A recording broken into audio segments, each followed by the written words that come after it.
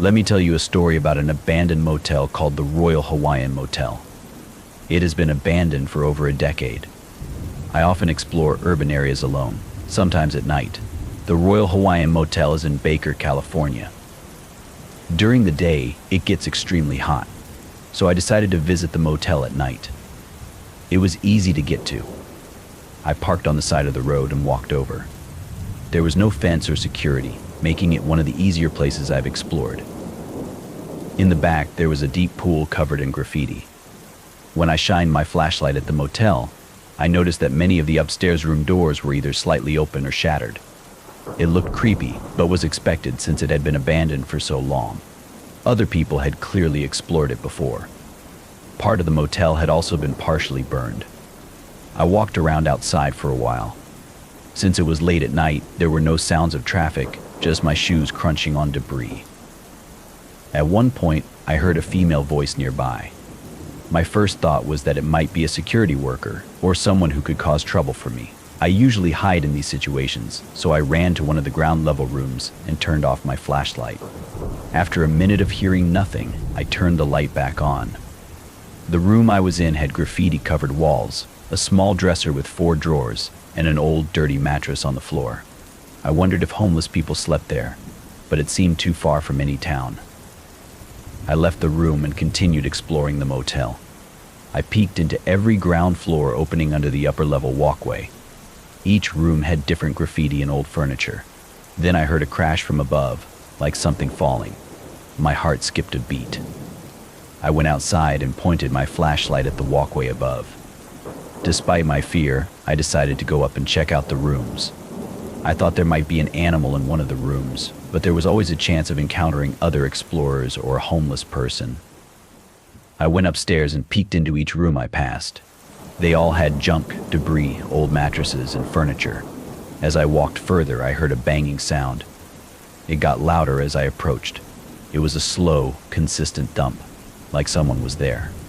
I reached the door where the sound was coming from, and it suddenly stopped. Maybe they heard my footsteps. I announced that I was just an explorer and meant no harm. I peeked into the dark room, and I was almost sure I saw the shape of a person by the back wall. The room smelled awful, like feces. I pulled my head out and looked at my flashlight, careful not to point it into the room right away. I aimed it at the floor and then slowly into the room. I saw 2 pale, bare feet coming towards me fast. I quickly pointed the light up and saw a woman with a bloody forehead and yellow stuff on her mouth. It was like a nightmare. I ran as fast as I could, hearing her scream behind me. She was chasing me. I ran down the stairs and all the way back to my car. She didn't follow me that far. I called my friend George, who also likes urban exploration. I had invited him to come with me, but he couldn't. I told him what happened. We concluded that the banging sound was the woman hitting her head against the wall, which explained her bloody forehead.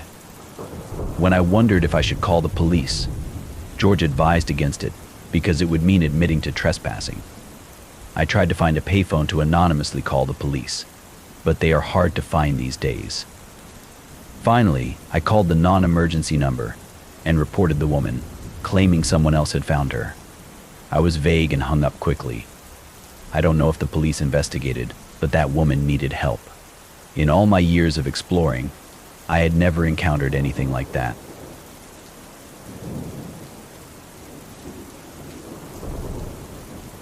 A few years ago, I lived in a small town. My family decided to move 4 hours away to escape the drama. While my parents were out of town looking at houses, I invited my friend over and called my cousins for a road trip. The place I wanted to visit was off limits, but we were daredevils seeking a scary experience. We chose a place called Bryce Hospital, 2 to 3 hours away. This hospital was supposedly haunted due to its history as a psychiatric facility where patients were mistreated and tortured. As the population declined, it was shut down. Over the years, the building rotted and succumbed to nature. We decided to leave around 11 p.m. to arrive by 2 a.m. The car ride was fun, and we were all excited about what we might find. We arrived at 2:43 a.m. and stopped at the start of the dirt road leading to the hospital. We sat for a few minutes, wondering if we should go ahead, because we already had a bad feeling. After 10 minutes, we decided to continue. The road seemed endless, with overgrown grass and branches everywhere. It was pitch black, and we could barely see the road. Finally, we reached the building and stared in amazement. It was huge, with a rotted roof and vines growing over the walls. In the middle of what used to be the parking lot was an old water fountain covered in vines. It was so dark that we could only see what the headlights illuminated. We turned off the car and got out. As we walked into the building, the first thing I noticed was pentagrams sprayed all over the walls. We kept going and made our way up the stairs, which were almost non-existent. We climbed a ladder to reach what was left of the roof. We saw a light in front of the building that looked like a phone light. We called out, but no one answered, and the light vanished quickly. My cousin suggested we follow him into another room to stay safe, but I had a terrible feeling. I wandered into a room beside the one they were in. I saw old mattresses and more graffiti. I heard my cousins talking when suddenly I heard a faint sound like someone threw a rock at the window. I ignored it and kept looking around. Then I rejoined my cousins and friend, and we decided to check out the basement. Getting down there was hard because the stairs were smashed. We sat to catch our breath until we heard a voice from the back of the room. We all paused and looked at each other. I was too scared to move, fearing whoever was there would come after me. My cousin walked back slowly, shining his light. At the far end, he saw someone squatting, facing the wall. My cousin backed up slowly, keeping the light on the person. Once he reached us, we climbed out of the basement. My cousin yelled to the man, asking if he was okay. The man turned and stared blankly at us. There was a moment of silence before he let out wild screams and ran towards us. We all screamed and ran away. We didn't know where to run, but ended up climbing out of a window into the woods behind the building. I remember running and screaming, hearing the man right behind me. My cousins were far ahead, and I saw their flashlights fading. I ran into so many trees that my whole body started to ache. I finally caught up to them in a clearing. We found a trail and tried to find our way back to the car, but went the wrong way for an hour. We turned back and tried the other direction. It was a grueling journey, but we finally saw the building again and felt relieved knowing we were close to the car. As we approached the car, we heard rustling in the bushes. A rock flew out and hit my friend. The man emerged from the bush, and we had to run for the car. He was far enough behind us that we could get in and lock the doors. We started the car, and the headlights showed the man running towards us. He started banging on the windows with a glass bottle. We drove off quickly. The whole ride home, we sat in silence, all in shock. My body was shaking. After that night, we lost all interest in urban exploring.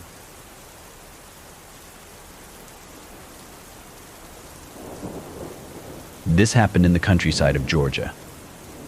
I was 15 at the time, and my brother Seb, who was 18, was big on exploring creepy places. He heard about a huge abandoned house not far from us from someone he knew. I guess he didn't want to explore it alone, so one day he brought me along to check it out. We parked the car in a hidden location covered by trees.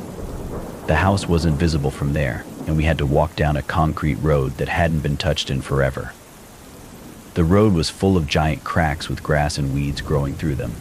All the grass around the road was overgrown, almost overtaken with weeds. Suddenly, we noticed a woman walking behind us. I asked Seb what we should do, and he said to play it cool. If we started to run, it would look suspicious. The woman was walking with her hands folded behind her back, as if she were going for a relaxing stroll. We kept walking at our regular pace, maybe picking it up a bit. I turned around once more, and she was much closer now, smiling at me. She said, "Lovely day today, isn't it?" My brother and I simultaneously responded, "Yeah." She kept walking behind us, getting closer and closer. Now, she was almost right on top of us with her hands still folded behind her back. She said, "I have to go to bed now." Seb and I looked at each other with confused expressions. We both picked up the pace without saying a word. We just saw in each other's faces that it was time to speed up and get away from this woman. My brother turned around one last time and said, "Have a great day, Ma," and we stayed at the speed walk pace for a while. The next time we turned around, The woman was gone completely off the road, which meant she must have taken off into the woods. It was incredibly creepy and a chilling start to our little field trip. We made it to the house. It was noticeably deteriorated, with vines of ivy growing up certain parts of the walls. Some of the glass windows were shattered, indicating it had been explored before. We entered the house through one of the broken windows, climbing in carefully to avoid cutting ourselves on the glass. Surprisingly, there was a lot of stuff left behind, like all the furniture. It looked a little worn out. The wall decor, the little decorations on the coffee table, and even the food items in the fridge were still there, though they were very rotten. Opening that fridge was like getting smacked in the face with the smell of death. After checking the whole first floor, we went down to the basement.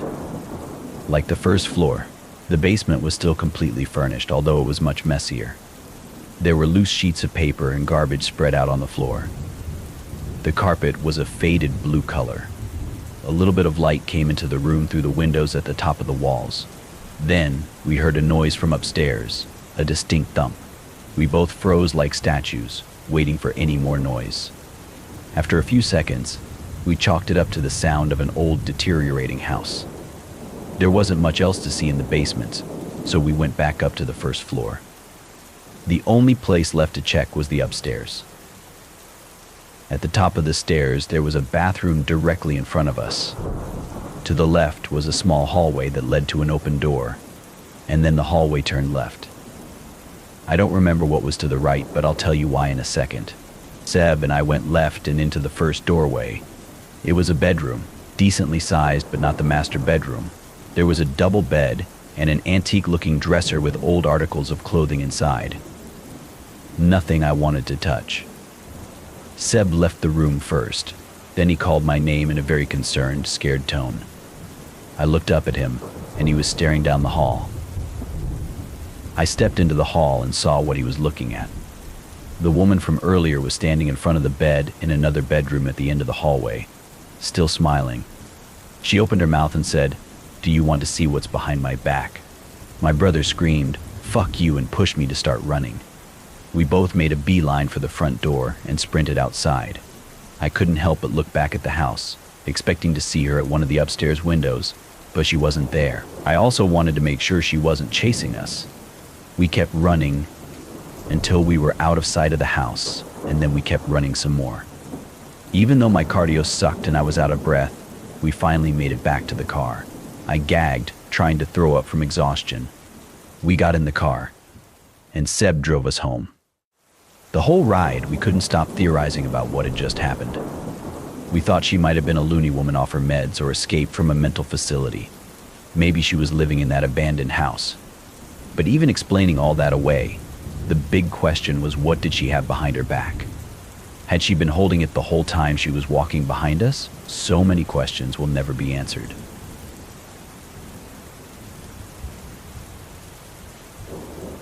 Starting a new job is always a mix of excitement and nerves. When I landed a summer job at a local carnival in downtown LA, I was just looking for some extra cash before my senior year of college. The carnival had the usual rides, games, and food stands, but its main attraction was the fun house, which turned into a haunted house after dark. It was actually a solid structure that used to be an old mansion. I was assigned to manage the fun house, which was a favorite among the carnival goers. My job was simple: guide the guests in, ensure they had a fun, safe time, and watch them leave. At first, everything seemed straightforward, but then I started noticing odd things. Small discrepancies began to appear. I counted a dozen people entering, but only 11 would emerge. At first, I thought I was miscounting. After all, keeping track in the chaos of laughter and screams was no easy task. However, as the days passed, the numbers just didn't add up. 7 went in, 6 came out. 10 went in, 9 came out. I felt like I was going crazy. Something was off, and I couldn't ignore it much longer. One particularly busy afternoon, a blonde girl caught my eye as she walked up to the funhouse. She was drop-dead gorgeous and seemed out of place amidst the childlike atmosphere. She couldn't have been more than a few years older than me. I had to do a double take. I'm not a weird guy by any means, but I couldn't help but lock eyes with her for a few seconds. She smiled, handed me her ticket, and I directed her into the attraction. After she disappeared into the darkness, I went back to my duties. Time ticked by, and I watched attentively as people entered and exited, sometimes asking me questions. Admittedly, I was paying a little more attention to the guests that night because I wanted to see that girl again and maybe work up the courage to talk to her. Pretty soon, I noticed that groups of people who had entered after her were beginning to emerge. A few more minutes passed, and I started getting worried. She should have been out by now. Compelled by genuine concern, I decided to abandon my post for a few minutes and go looking for her. I stepped inside and locked the entrance door. I began navigating the dimly lit rooms and narrow corridors. I moved through the house until I came across something I had noticed during my initial walkthroughs, a barely noticeable seam in the wall. I wasn't sure what I was expecting, but curiosity got the best of me. I pressed against the seam and heard a distinct click. I played around with it some more, and my jaw nearly hit the floor when I realized it was a hidden door. It swung open slowly, revealing a pitch-black hallway. I stood there in shock. What in the world was this doing here? I knew I was going to have a long conversation with my boss about this. I walked into the hallway with my phone's flashlight guiding the way. I didn't have much brain power to be nervous because I was still so shocked. I reached the end of the passage and found another door. I flung it open, and to my surprise, it was a concealed exit that led back to the carnival grounds. I breathed a sigh of relief. This discovery proved I wasn't going crazy. All those people who hadn't been seen leaving the attraction had probably stumbled across that secret door by accident and assumed it was the correct way to go. As I walked back, I couldn't help but feel a little bummed out that I wasn't going to get the chance to talk to that girl. For some reason, I decided to keep exploring the funhouse instead of returning to my post. I think a part of me just wanted a few extra minutes of this impromptu break. I walked through a couple more rooms, and that's when I noticed another faint seam identical to the first one. I again played with it until it clicked and swung open. I could immediately tell this one was different. The putrid smell was the first thing I noticed. More concerning, though, was the fact that there was no corridor in this one, but a ladder leading downwards. I was more confused than anything. This door was on the ground floor, and I was told specifically that this place didn't have a basement. I debated climbing down, but I felt awful about the prospect that the girl might be down there. Against my instincts, I began to descend. The smell only got worse as I climbed down into the darkness. I expected to find a basement, but what I found instead was far worse. I reached the bottom and pulled out my phone's flashlight. I was frozen in shock. I was standing in a tunnel that extended into the darkness. There was no way this was part of the house above. The rational part of my brain screamed to turn back and forget about it, but the mystery was too compelling. I ventured further, being careful not to make any noise. The walls were damp, and the tunnel was completely silent. As I explored, my flashlight beam fell on something unexpected, a white glittery purse sitting in the middle of the corridor. I picked it up, turning it over in my hands. It looked familiar, and then it hit me. It was that girl's purse. I was sure of it. I started to panic. Was she really down here? I doubted there was any way a rational person could find this tunnel and not turn around, but the proof was in my hands. My mind started racing. Was she hurt? Lost? And then a more terrifying thought hit me. Was she alone? I didn't feel safe anymore, but I was in too deep. Violating every survival instinct I had, I yelled out into the tunnel for her. I waited. Nothing. I was just about to shout again when I heard the sound of rapid footsteps echoing through the tunnels. My first instinct was to run. I had every reason to believe whoever was running towards me was hostile. I turned around and bolted back to the ladder. I got halfway up and slipped, falling back to the bottom. The footsteps were right on top of me now. I knew I was done for. I braced myself for a fight, and then a voice rang out, a girl's voice. Her voice. She gasped, helped me clutching her side as if in pain. I yelled at her to climb up, but she insisted that I follow her back into the darkness. I told her there was no chance I was doing that and basically forced her up the ladder. We got to the top, and I slammed the door shut. I asked her how in the world she ended up down there, and she couldn't give me a straight answer. She kept saying she didn't really remember how it happened, just that she suddenly realized she was underground. She said she started hearing things moving in the dark and voices calling to her. I didn't know how to process this. I asked her if someone had guided her down there, and she said she didn't remember. The weirdest thing was the blank stare she gave me, which genuinely freaked me out. I basically interrogated her about why she told me to stay down there, but she didn't answer. I had had enough. I wanted to get as far away from this person as possible. I called the police, but she opted to leave the funhouse before they got there. I never saw her again. The police investigated, and what they found was actually insane. Apparently, this house had been some sort of safe house during Prohibition in the 1920s. As such, it had a bunch of secret passageways that led to a section of the underground Prohibition tunnels that hadn't been discovered. The owner claimed he had no idea about the house's history, but I was skeptical. I quit my job and got as far away from there as possible. I still have so many questions. Did the owner know about this? Was that girl kidnapped? Did someone knock her out and take her down there? Was she part of the whole thing? There are a number of explanations for what happened, but all of them are equally terrifying.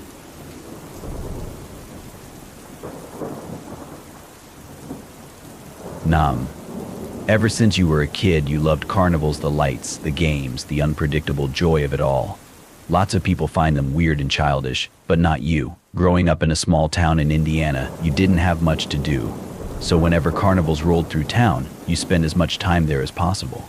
It's been over 20 years, and you still enjoy the atmosphere of a local carnival. Despite what you're about to hear, your love for carnivals is something you'll never lose. You were about 10 or 11 when this happened, and you were a kind of nerdy kid. In the days leading up to the spring carnival, you found yourself in the library, reading up on whatever interested you at the time. For some reason, you wound up in the history section. The books were literally caked in layers of dust. That's how long it had been since anyone touched them. You were flipping through a book on the history of your town when a small, faded slip of paper fell out from between the pages. Confused, you leaned down to pick it up. To your pleasant surprise, it was a ticket for your local spring carnival dated over 15 years ago. The odds of something like that happening had to be extremely low. You were ecstatic. This ticket would make a great addition to your miscellaneous collection back home. What was even cooler was the fact that the date on the ticket was just 2 days away, when the carnival would be in town. As you predicted, the carnival arrived the next morning, so you figured why not use the old ticket just for laughs to see what the booth attendant would say. You wanted to get punched anyway. The next evening, you headed to the carnival with the ticket safely tucked away in your pocket. As you approached the entrance, the carnival was as lively as ever, the air filled with the scent of cotton candy and popcorn. You pulled out the ticket at the gate, handing it over to the guy at the booth. His face changed the moment he saw it. He went pale, his eyes widening slightly before he masked his reaction with a forced smile. It was honestly a little creepy. "Enjoy your evening," he stammered, handing you back the ticket without punching it. You were so weirded out by his reaction that you forgot to ask him to punch it. You shrugged it off, thinking maybe he was just new and confused about the old design of the ticket. You wandered around, played some games, and enjoyed the funnel cake. The night was perfect, but you couldn't shake the feeling that something was off. You felt eyes on you, observing. Maybe it was just paranoia. You tried to ignore it at first, but you kept noticing the carnival employees giving you weird looks. After a while, you got fed up and decided to ask one of the older game operators about it. You found a kind-looking elderly man running the ring toss booth. You showed him the ticket. Unlike the booth guy, he didn't even try to hide his shock. He glanced around nervously before leaning closer. "Where did you get this?" he asked. After telling him where you found it, you started feeling uneasy about the whole situation. Maybe you should have just kept the ticket at home. You found something you weren't meant to find, the old man started, his voice dropping to a whisper. "This ticket is part of a story that folks around here don't talk about much. About 15 years ago, something terrible happened during the carnival right here in this town." He paused, as if weighing whether to continue. "There was a young worker named Ryan. Nice kid. Everybody liked him. He was responsible for one of the rides. One night, he just disappeared, vanished without a trace. The police found his wallet, but there was nothing in it except a ticket that looked an awful lot like this one, he said, gesturing towards your hand. The atmosphere around you seemed to drop a few degrees. He continued. They searched everywhere, even drained the local pond, but no sign of him. After that, strange things started happening every time the carnival stopped here. Accidents, things going missing, odd sightings. People said it was Ryan trying to come back or something worse that took him. You could feel a chill running down your spine, but a part of you was skeptical, and you believed that you asked. The old man shrugged. I've seen enough to keep an open mind. But the point is, the ticket you found might stir things up. It's best you get rid of it. Leave it here. He then motioned for you to give it to him. You were reluctant. You looked down at it, reading it over again, as if there was some kind of secret you were missing. How could a ticket be the cause of all that? Still not fully buying it. The look in his eye got darker. His tone switched almost as if he were angry. He told you to give it here almost in a growl. You considered it but concluded that some stupid story wasn't worth giving up such a cool souvenir. You told him no, and he actually sprang up with a quickness that startled you. He reached for the ticket, his fingers grazing your hand. You jerked back instinctively, clutching the ticket tighter. The old man's expression morphed into something desperate, almost predatory. You don't understand, he said, his eyes darting around, as if expecting something or someone to emerge from the shadows. You backed away towards the tense exit, your heart pounding. I think I should go, you stammered, turning to lose yourself in the crowd. Behind you, you could hear his calls, a mix of pleading and warning. You didn't care what he was saying, though. You let the bustling crowd around you drown his voice out. Your mind was racing. Not even about the ticket, but more so his aggressive reaction. The joy of the carnival had been spoiled. You left earlier than planned, the ticket burning a hole in your pocket. Over the next few days, your luck seemed to turn sharply. You missed catching the school bus, scraped your knee pretty badly in a bike accident, and worst of all, your best friend accused you of stealing his favorite baseball card, something you would never do. Things got worse than that, though. You remember coming home one night to your mother in tears after losing her job. Your brother broke his leg skateboarding the next week, and your beloved family pet passed away a few days after that. It was like a dark cloud had settled over you since that night at the carnival. You couldn't help but remember the old man's warning about the ticket stirring things up. It seemed ridiculous, but then again, so was the string of bad luck that followed you. Your dad laughed when you told him about your theory. He told you there was no such thing as ghosts, and that you shouldn't be so superstitious. One rainy afternoon after school, after a particularly tough day where you had forgotten your lunch and had to go hungry, you pulled the ticket out.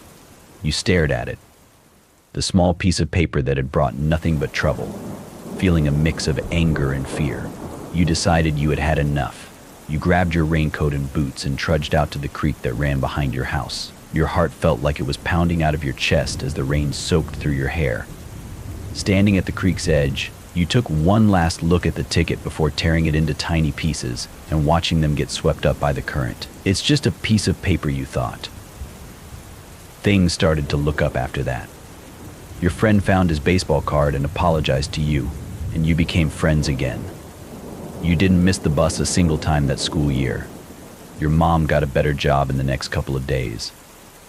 Whether it was all a coincidence or that ticket really was cursed, you couldn't say. But one thing was for sure, you learned to be more careful about what you picked up and brought home. You don't believe in the supernatural, even after all this stuff happened to you. Your parents liked telling you that you imagined everything because you were so young. It's still hard to fully explain it, but you've long since accepted it as one of those weird coincidences that you just can't explain.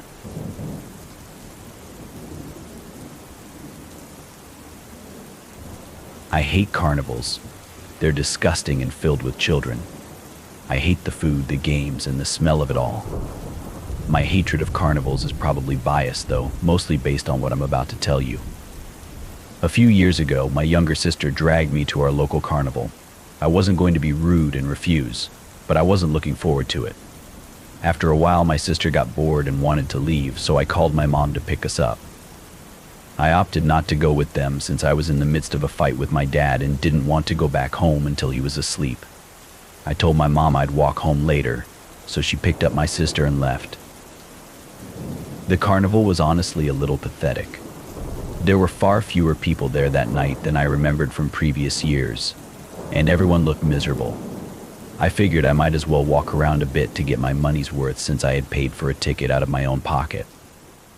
I decided to step into the funhouse, thinking it would at least be a little cool. I expected it to be crowded, but it was completely empty. There wasn't a single other person in there as far as I could tell. I had never been inside a funhouse alone before.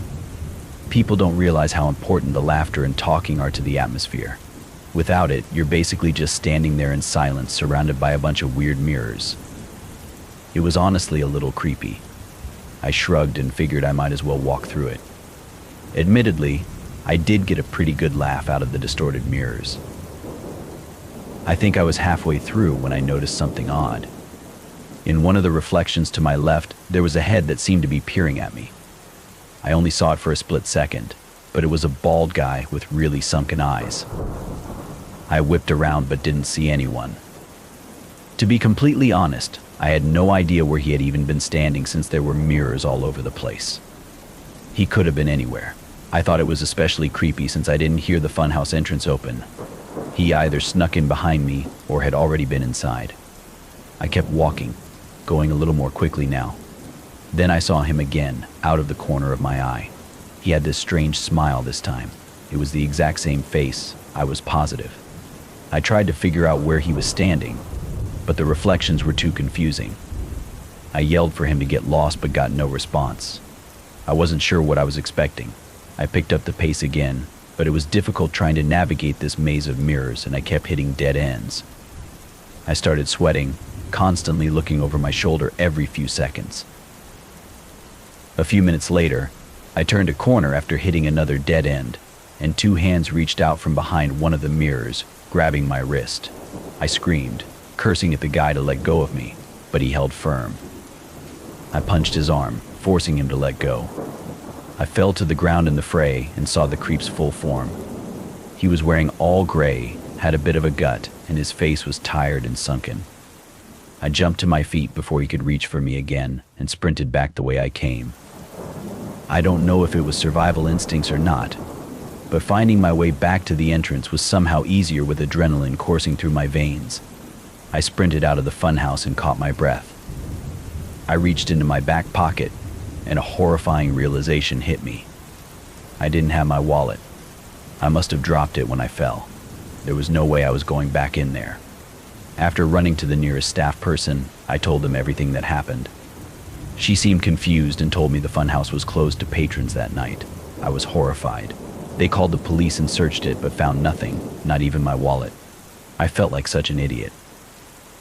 I told them that the guy was probably an ex-employee with a key, but they shrugged off my theory and told me to go home. So reluctantly, that's what I did. It's not like I had gotten hurt or anything. I wish I could tell you the story ended there, but it didn't. A week later, my girlfriend called me one night in a panic, frantically screaming into the phone about something terrible that had happened. Apparently, someone had been texting her phone pretending to be me and convinced her to drive out to a remote location to help me change a tire. Thankfully, she decided to bring her dad, even though the guy told her to come alone. They quickly realized what was going on when the car parked in the lot wasn't mine.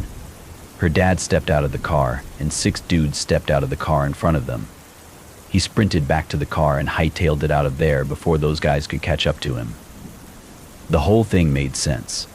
I did have my girlfriend's number written down on a slip of paper in my wallet, which explains how he got her number. Both of us changed all our contact information, and it's been a month without incident. I really don't know how to feel about this whole ordeal. I think I'm just going to try to block the memory out of my head.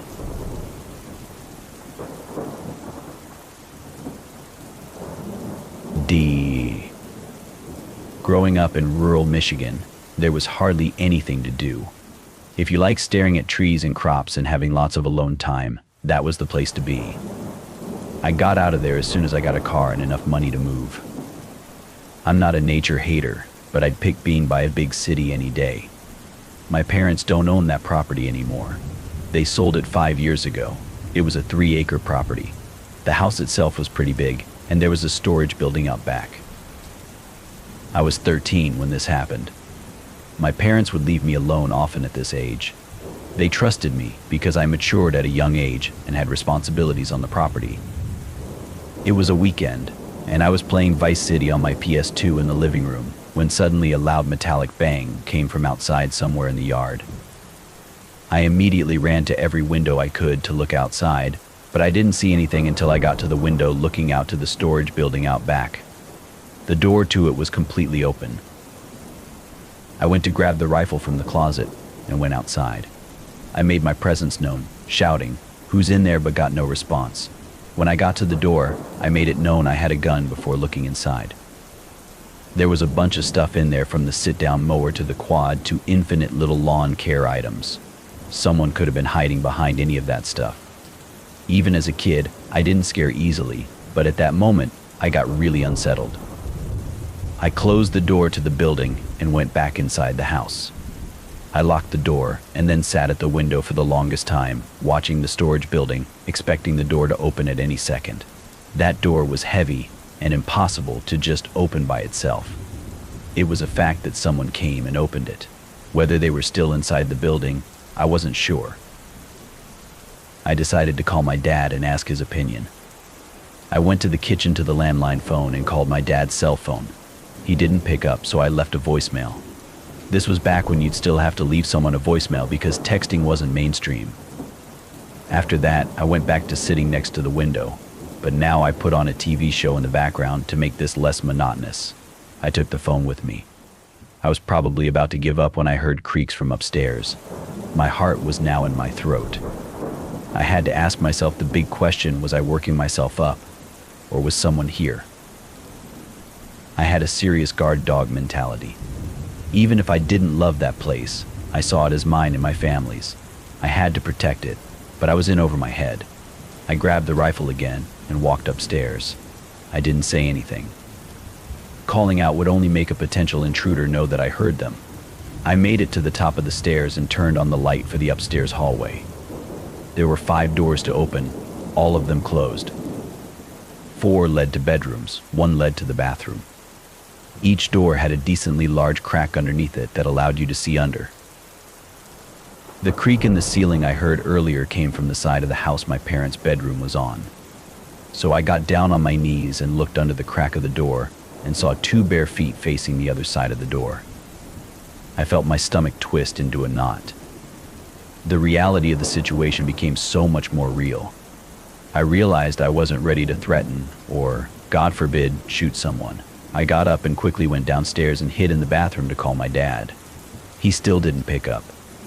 I left another voicemail, then called again and again. He never picked up. He must have had his phone set down somewhere. I finally called 911, as I should have done right away, and whispered into the phone the whole time, detailing exactly what was taking place. I was told to sit tight in the bathroom and not say a word. I heard footsteps coming down the stairs, and then they approached the bathroom door, as if whoever it was somehow knew I went straight to the bathroom. The footsteps stopped outside the door, and there was a brief pause before a deep voice said, "It's the kid." I still remember the voice and those words so vividly. If I heard that voice today, I'd still recognize it immediately. I almost wanted to cry. That's how scared I was. I disobeyed what the operator told me and spoke. I said loud and clear, "I'm on the phone with the cops right now, and I have a gun." I put the operator on speaker as she was asking me if everything was okay.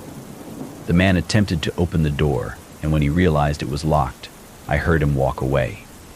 I heard the footsteps fade to silence, and then the sound of a door slamming. It was the sound of the back door. I'm sure I breathed a sigh of relief, and from there on, I waited for the police to arrive. When they did, I felt like 1,000,000 pounds had just lifted off my shoulders.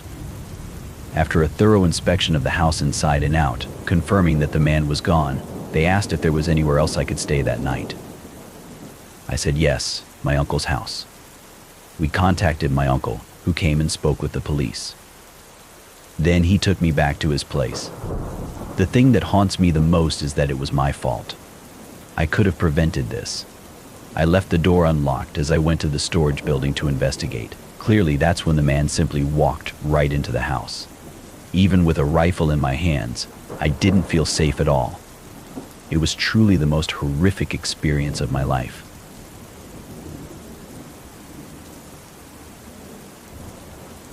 When I was 18, my parents went away on a week-long anniversary trip. My sister had already moved out by then, so I had to hold down the fort. My parents' property is enclosed by woods, with a dirt driveway leading to the road. The road is a quiet back road with equally sized properties running alongside it, each separated by a decent distance, giving it a really isolated feel. Everyone in town knows each other, and you see familiar faces all the time at the gas station, grocery store, and bars. One day, while my parents were away, I was at a gas station filling up my tank when a black Jeep Cherokee pulled up to the pump next to mine. A man with a goatee stepped out, greeted me, and started filling his tank. In that town, it was normal for strangers to greet each other like that. He locked his nozzle into the gas tank and then walked around to my side of the pump, asking, "Excuse me, do you know how to get to the interstate from here?" I helped him to the best of my ability. He pulled out a notepad and started writing down the directions I gave him, which was odd since most people would just use their cell phone. He thanked me and asked if I was from the area. I said, "Yeah. I grew up here." He said he was from out of town, but didn't specify where. He then went back to his side, put the nozzle back in the pump, and asked my name as he said, "It's nice meeting you." I said my name was Kate. He said, "What a lovely name," and then got in his car as I got into mine. I drove out first, turning left to go up the road back home. It was only a few minutes of driving before I was approaching our turn into the driveway. I slowed down, put my blinker on, and turned right onto the property. At that moment, I noticed the car behind me was the same black Jeep Cherokee. He passed me as I turned into our driveway, going in the complete opposite direction of the interstate. As he passed, he didn't slow down, so I figured he just forgot the directions and went the wrong way. I let myself inside and went about the rest of my day. That night, as I was going out to meet up with my friends, I stepped outside, walked to my car, and heard footsteps nearby. Since the house is enclosed by woods, and it was the middle of summer, it could have been any number of animals, so I didn't investigate. I just got in my car and left. But when I got back home hours later and walked from my car to the house, a man's voice from somewhere in the woods called out, "Kate." I got the chills, looked around, and then rushed to open the front door. I slammed it shut and sat on the couch to breathe. The neighbors knew my name, but the houses are far apart, so there was no reason for one of them to call my name like that without identifying themselves. I decided to call my parents and tell them. They thought it must have been one of the neighbors and said they'd probably knock on the door. I didn't tell them about the encounter at the gas station. The next day, which was a Saturday, I stayed home most of the day. Later that night, I was going out to meet my friends again. After getting ready, I went outside, and as I walked to my car, I heard someone call, "Kate" again, loud and clear from not too far away. This time, I ran back inside the house and locked the door. I called 911, texting my family while doing so. 2 cops showed up and looked around the perimeter of the property with their flashlights. They came back and told me to call again if it persisted. I didn't feel much better because they didn't do much. I refrained from going outside until the next day when I had work. I was a server at a nearby restaurant and worked late shifts. I left the house in broad daylight, paranoid to hear that voice again. Thankfully, I didn't. After many hours at work, I was ready to go home and collapse into bed. I pulled onto the property, parked my car out front, and walked to the front door. I stopped when I heard footsteps again. It didn't sound like an animal's footsteps.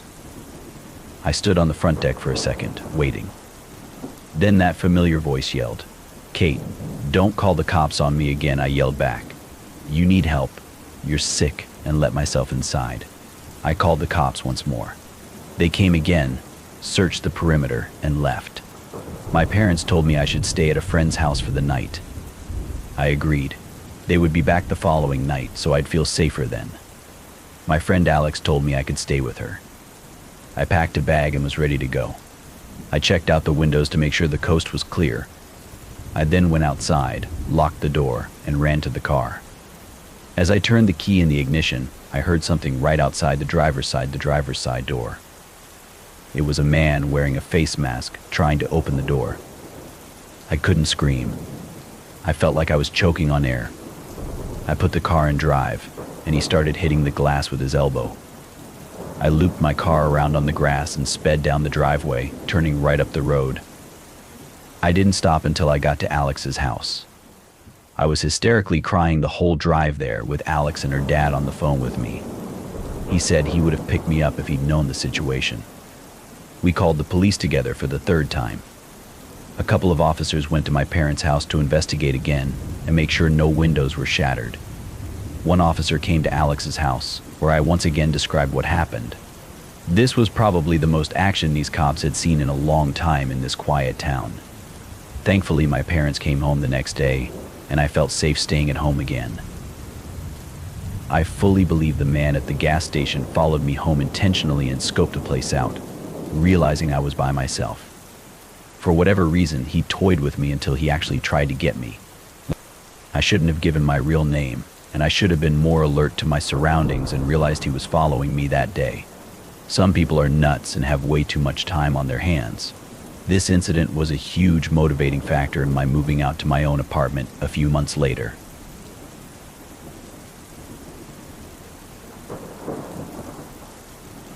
I was home alone one night, and I can't remember why. All I know is that my whole family was gone. I was 15 or 16 years old at the time. I was really into gaming back then, especially StarCraft. Sometimes I'd spend weekend nights playing games on my computer. This was just before the COVID lockdown started. I was playing StarCraft in my bedroom on the first floor when the doorbell rang twice. I hurried to the door, not wanting to be away from the game for too long. When I got to the front door, I asked, "Who is it?" as I always did when I was alone. A soft, weak voice on the other side, which sounded like a woman, said something I couldn't hear clearly. I opened the door with the storm door still closed, and there was an older woman standing there with a big smile on her face. She had her hands behind her back. I asked through the door if I could help her. She said she needed to use a phone and asked if she could come inside. Even though I was taught not to let strangers into the house, especially women, I felt awkward. I didn't know how to turn her away. I suggested she go to the library a few blocks down because they would surely have a phone. Deep down, I knew the library was closed at this point, but I just wanted her to leave. She was still smiling, but what she said next didn't match her smile. She said, "That's very rude to turn away an old lady asking for help," I replied. "My parents don't allow strangers into the house. It's a house rule." I slowly started closing the doors, apologizing, but she just stood there, not moving, still smiling at me. Suddenly, her smile felt much more menacing. I went back to my room, and not long after, the doorbell rang again. There was no way I was opening the door again. That woman gave off weird vibes from the start. Maybe something was wrong with her, maybe she wasn't all there. I had no way of knowing. I went back to my game, but then I heard tapping on the window. It was a clinking sound, like metal tapping on glass. My room was the only one with a light on, and the thought of that woman being outside my window terrified me. I turned off the sound on my computer and left the room. I sat in the darkness of the living room for a while when the doorbell rang again. This woman was harassing me now. I tried to convince myself she wasn't a threat, just some crazy old woman who was probably lost. When she rang the doorbell a second and third time, I decided to open the door and ask if there was someone I could call for her. But when I opened the door, there was now a man on the other side. He looked about 10 years younger than her and asked if I had seen his mother. I told him she had come to my door earlier. He apologized and explained that she had dementia and wandered off. He asked if he could come in for a minute, and again, I felt awkward. Why did he need to come inside?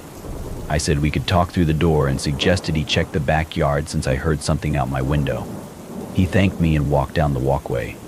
but when I looked out the back window, I saw nobody, not him or his mom. It was all too weird for me. I went to bed early that night, just falling asleep with the TV on in the background. Then, a week ago, something similar happened to me again. My friend Cody asked me to watch his dog Theo for the night. Theo's a little Pomsky, and he barks a lot. When he started barking like crazy and something was going on outside, I didn't pay much attention until he went to the back door and kept barking. As I got close to the door, I realized someone was trying to open it from the outside. Through the screen door, I saw another guy looking right back at me. This was in the backyard, which was already alarming, and he wasn't someone I recognized as a family member of Cody's. So I asked him who he was. He responded, asking if I'd seen Melissa. Melissa is Cody's younger sister, who's in her 20s. Meanwhile, this guy looked like he was in his mid-50s and homeless. I told him there's no Melissa who lives here and insisted he leave. He asked, "Are you sure?" And I said, "Yes, you need to leave. There are cameras all over the property." He left right after that, and when Cody asked his sister who that guy could have been, she said she had no idea. The guy looked like he was 55, drunk and filthy. Not exactly someone Cody's 20-something-year-old sister would be associating with. The fact that he went to the back door and tried letting himself in was actually pretty terrifying. These incidents make it clear how important it is to keep your doors locked. You never know who might try to enter your home uninvited.